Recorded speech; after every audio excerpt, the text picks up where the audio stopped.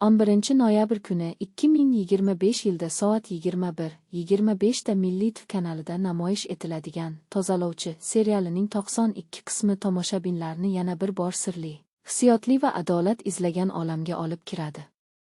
Har bir yangi qism shuni isbotlaydiki, har bir qaror, har bir ko'z yosh va har bir tozalangan joy ortida oddiy voqea emas, butun bir hayot yotadi. Bu serial shunchaki jinoyat yoki sirdan iborat emas. U inson vijdoni, ichki tozalik va o'zini kechirish haqida. Har bir kadrda hayot nafasi, har bir nigohda esa otgan iztirob seziladi. Tozalovchi tobora yetuk, chuqur va o'ylantiruvchi asarga aylanib bormoqda. Bosh qahramonning kuchli xarakteri, ko'zlaridagi og'riq va qat'iylik uni yanada unutilmas qiladi.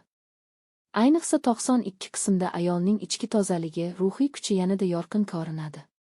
Har chang ortida bir ayolning hikoyasi bor. Bu so'zlar nafaqat serialning shiori, balki hayotning o'zi haqida.